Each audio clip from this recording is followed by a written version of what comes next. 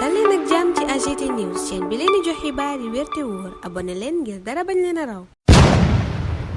AGT News. Bismillah daleen ak jàmm ci chaîne bi ngeen taamul seen bopp AGT News daanaka yéenekaay yépp ci jafe-jafe askan way dund ca bët gànnaaru Sénégal lañu xëy muy ña dex ba fekk si ca seeni kër ak seeni tool Le Soleil ne moo tax président Bassirou Diomaye Faye dem fa waaye fam njëkkee mooy ca site d'orpaillage ne ca wetu Falémé ba journal bi ne njiitu réew Bassirou Diomaye Faye dem na démb xaraxe naa ne ca Sansa ba ca Kédougou ngir xool ndax décret bam jëloon mu doon aaye lépp luy activité minière ca boolu fleuve ba dakkal nañu ko waral journal bi ne Bassirou Diomaye Faye d'attaque Diomaye mooma it Sud Quotidien ne dem na wala ju sinistre di ña dex ba fekk si ca seen dëkkuwaay ba jural leeni loraange yéenekaay bi ne ca Sansaba département bu Saraya ca Kédougou nag la njëkkee moom njiitu réew mi yëkkati na fa message bu ama am solo boo xam ne jubluwaay bi mooy la mu santaane woon cib décret di gasub or wetu Falémé ba yépp nañu fexe ba sàmmonteeg moom l'Indépendant ne Diomaye kay ci mission commando la ne Kédougou zone Falémé ba rawatina ak fépp foo xam ne yéenekaay bi ne ndox ma dugg na fa njiitu réew mi yablewu fa dafa demal boppam bëgg a xool la askan way dund askan woowa nag la mu leen dig yéenekaay bi ne mooy état dana leen jàppale dëkkal leen feneen maanaam reloger leen jox leen ay dund akum paj bu loola weesoo itam nee na danañu jël ay matukaay ba yii buy ñëwati ñu gàttandu ko waxtu woowa réew mi quotidien ak Dakar Presse naan ñu dégâts yaa ngay gën a yokk ndax dex booba débordé ma ngay waajalal Ndar journal bi ne loolaa waral ñuy sàkku njiitu réew mi ñëw fa OMVS moom Dakar Presse ne ba tey vigilance orange la teg réew mi quotidien yi ne dex baa ngay wal jëm Ndar Matam journal bi ne luy tolloog 700 hectares maanaam juróom-ñaar téeméeri hectares yi ceeb yéenekaay bi ne ndox mi nangu na ko Thierno Madani Tall journal booba yëgal ñu ne tey jii dana yëkkati kàddu ci musiba booba dal ca kaw Fuuta ak la ko wër l'Observateur gis Fuuta mooma sukk sampi oomam ci ndox mi journal bi nuy yeggee ay seede yu daw yaram yu bàyyeekoo ca ña dëkk Dande Mayo te ndox ma nangu seeni kër ñu ne fi mu ne seeni bakkan sax lañu ragal ndax yooye dund daane ci xortu gerte li ko waral mooy na ndox ma duggee ca seeni dëkkuwaay ak jafe-jafe yiñ cay dund njiitu réew mi nag yéenekaay booba ne démb ba mu demee ca Sansaba ca Kédougou dalal na xelu askan wa fa ne xamal leen ni état dana leen jàppale waaye itam daanu jël ay matukaay ba génne leen ci guuta gi nu ne bés bi le jour ne googa guuta nag fu ngeen ko nattu weesu na ko ndax ca Matam yéenekaay ba ne courant ba dañu koo coupé waaye la ca gën a doy waar yéenekaay ba ne ndox mooma wal fekk si askan wa lu ne dañ ko cay gis moo xam jaan la ak yeneen journal bi ne loolaa waral nag tiitaange gu rëy la askan wa nekke ca loola la Cheikh Oumar Anne sukkandiku dal ci kaw gouvernement bi Ousmane Sonko rawatina ndax nee na nit ñi mënuñoo ne ci jafe-jafe yu ni toll ci bët gànnaaru réew mi yow nga toog ci Ndakaar wi laaj xaalis ngir def sa campagne électorale booba lépp journal it yéegee ñu ni sàmm sa kàddu dalee ci kaw nguur gi source a ne Barthélémy Dias a door songoy dal ci kaw Abbas Fall ne Dakar kenn du ko dénk kuy roppat xaalisu réew mi Bougane ne bu ñu gañee assemblée nationale moom sàcc yu bees ak sàcc yi démb yi ñépp danañu leen àtte ndax daanu teg haute cour de justice Pape Djibril Fall yéenekaay bi ne moo doggali nguur gi ne référentiel bi ñu présenté muy Sénégal 2050 amul benn base solide kenn nit xamul lanu ca wax référentiel booba di projet bi Les Échos ne Macky Sall wekki na ko benn par benn nee na Sénégal 2050 booba ab pâle copie la bu PSE maanaam PSE bi dong la ñu toppandoo te toppandoo ga sax taxut mu baax Macky Sall dolli ci ne axe stratégique yépp benn la ba mu des bi ñu ci yokk te du dara muy faux quatrième axe bi mu ne ñu ngi ko teg ci gouvernance territoriale Macky Sall yokk ci ne même principe directeur u PSE bi moom la ñu gis ci projet booba Ousmane Sonko ak Bassirou Diomaye Faye fësal barki démb Diomaye ak Sonko mooma laas ne opposition bi kay daa dalandoo seen kaw ñépp leen songu muy parti ak coalition yi samp seen dënd jëm ci élection législative yi bés bi le jour yeggee ñu conguk Barthélémy Dias mi ne Ousmane Sonko ak Bassirou Diomaye Faye ci fal gu metti lañu ne fal nanu ba fal ay kanaara ki ginaar mu ne itam mënunu ay incompétent lañu sàmm sa kàddoog takku yéenekaay bi ni collecte de fonds maanaam dajalay koppar lañu bëgg a def waaye ñoom dañu ko jagleel ñaloru ca dexu Sénégal ba leen fekk ci Sénégal kese yéenekaay bi ne la 17 li mu sàkku ci askan wi mooy ñu daw assemblée nationale boo xam ne day ne ci kilifteefu nguur gi fu nu ko joxoñ mu xool nguurug Diomaye ak Sonko la ca Barthélémy Dias gis mooy ay scandale financier ak i dige yoo xam ne sàmmonte wuñu ak moom lii quotidien yeggeenu ko tribune moom yeggee ñu ni sàmm sa kàddu ñaawloo tànqam lu gi nguurug Diomaye ak Sonko nekke ci dund gu cher gi waaye itam chômage bi ak insécurité di ñàkkum kaaraange Bougane ca boobaleb yéenekaay ne téléthon danañu ko amal xaalis bu nu ca am daanu ko dimbalee waa Bakel mu xam la it ne seen coalition booba bu gañee élection législative yi daanu dugal proposition de loi bu fiy jëlee loi d'amnistie bi soxaloon manifestation politique yi amoon diggante 2021 ba 2024 Barthélémy Dias xoseeti Abbas Fall ne Dakar kenn du ko dénk sàcc loola it la wax ci Le Quotidien mi gis ne Diomaye ak Sonko dañu leen nuur ci critique yi APR ak sàmm sa kàddu ni defe ñoom ñi gontoo yëkkati kàddu démb L'Info ne sàmm sa kàddu moom ak ay campagne am la door démb Enquête ne opposition bi ci boppam moo taxawee tànku xeex ak nguur gi fi ne Walf Quotidien ne campagne électorale bi kay tàmbali na fi mu ne fee pay bax waaye fi tàng jër booba lépp journal ne mooy keesu état ndax gis nañu ne bourse étudiants yi fay ñu lépp danoo fay xaaj bàyyi xaaj bourse familiale yi naka noonu financement DER yi itam journal bi gis na dañu koo wàññi waral mu ne keesu état bi moom fi mu ne bu fëquli tàng na jër waxtu woowa libération naan ñu ci ñaari ayubés jàpp nañuy phobie yu toll ci ñaari milliards journal bi ne brigade de recherche bu Kër Massar moo def jaloore jooja gannaaw ñu jàppoon ñeenti fan weeru octobre octobre démb yi gendarme yi tegate nañu loxo ay faux billets njëg li toll ci 1 milliard bu teg yéenekaay bi ne teg nañu itam loxo ñetti nit ñeneen ñu teg loxo booba lépp journal ne mooy ñu doon bëgg a jël gaal dem bitim réew gendarmerie bu Joal moo na saxal seen palang booba yéenekaay bi ne ñeen fukki doomi Sénégal ak ñeent fanweeri doomi Guinée ak juróom ak benn burkinabé fukki jigéen ak benn xale bu am juróom benn ak yéenekaay bi ne ña nga woon ca booba lépp gaal bëggoon jëm bitim réew Le Quotidien yi dem ak ñun bitim réew ne ñu doomi Sénégal yenn ca Liban ña ngay woote wallu ndax tiitaange la leen bombardement israélien yi jural nguuru Sénégal waxtu woo Les Échos naan ñu jël na dogal boo xam ne du neex ñi bëgg football du neex itam borom hôtel yi ndax Sénégal génn na ci li mu bëggoon di doon candidat ci organisation CAN 2029 ministre des sports mi ko xamle ne Sénégal noppeegut ngir mën a dalal Coupe d'Afrique des Nations ndax ngir loola am faaw nga am ay jumtukaay fawit nga matal bépp norme te loola mu ni Sénégal sore na ko lool ñun ñu taxaw foofa ñaanal leen kenn dal ak jàmm dig daje ëllëg incha allah. AGT News.